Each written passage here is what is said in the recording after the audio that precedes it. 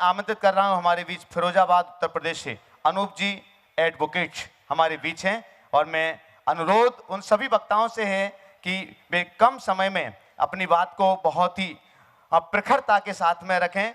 रमो लोए सब बसाउरम, सभी संत भगवंतों के चरणों में मैं विनम्र नमन निवेदित करता हूँ।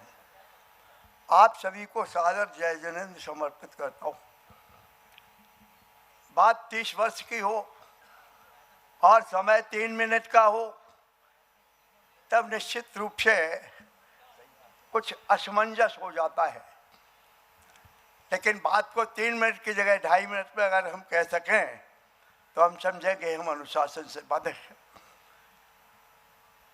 साथियों, भगवान महावीर का 26 से 24वां जन्म कल्याणक है। ऐसे ही किसी जन्म कल्याणक में तत्कालीन लोकसभा अध्यक्ष पधारे थे। मैं वहाँ था, दिगंबर मुनि के सानिध्य में था। उन्होंने जो कुछ कहा मैं उसे संक्षेप में रखता हूँ। उन्होंने कहा हमने महावीर को नहीं देखा, हमने महावीर को हिंदी और अंग्रेजी की किताबों में पढ़ा है, पर जब जब किसी दिगंबर मुनि को देखते हैं तब ऐसा लगता है महावीर ऐसे ही थे, ऐसे ही थे, ऐसे ही थे।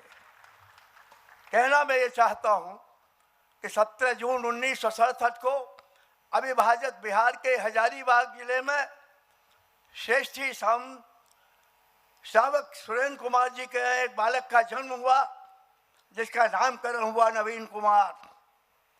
वो नवीन कुमार अपने संगी साथियों के बीच में कहता था मैं कुछ ऐसा करूंगा, मैं कुछ ऐसा करना चाहता हूं जिसे दुनिया देखे। लोग हंसते थे। महाराज 17 साल की अवस्था में थे।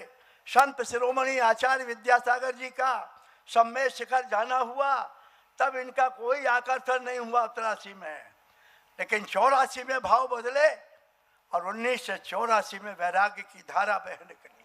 उन्होंने सोनागिर में आकर संतों के चरणों में प्रार्थना की और फिर उन्होंने कहा, आचार्य श्री तो भविष्य वक्ता भी थे, वे तो ज्योतिष का ज्ञान भी रखते थे। उन्होंने हाथ की रेखाएं देखी, उन्होंने मस्तक की रेखाएं देखी और उन्होंने कहा ये व्यक्ति, ये युवा तो श्रमण परंपरा का बहुत आगे नाम ले जाने वाला है। तो फिर इनको 1988 में मूल दीक्षा दी और नाम रखा प्रमाण सागर। अब इनके मन में 2 बातें थी। नवीन नाम गृहस्थावस्था का है, प्रमाण सागर नाम मुनि अवस्था का है।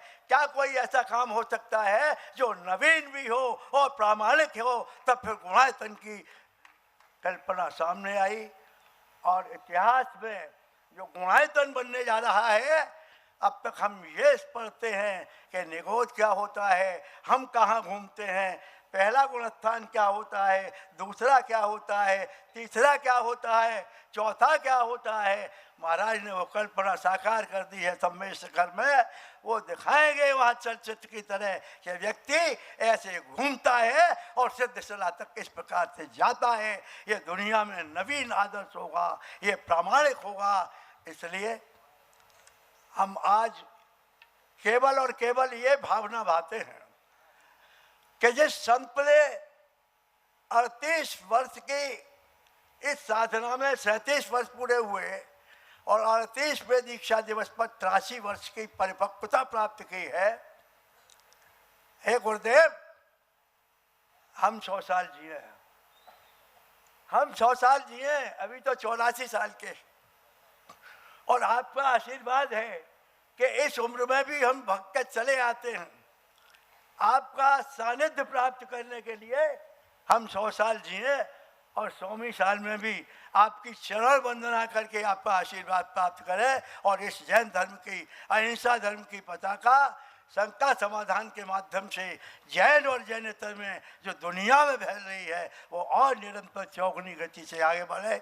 इन शब्दों के साथ मैं पूज्य मुनि श्री के चरणों में अपने परिवार की ओर से और समस्त फिरोजाबाद की ओर से विनम्र वीर्यांजलि निवेदित करता हूँ। धन्यवाद। जय जय।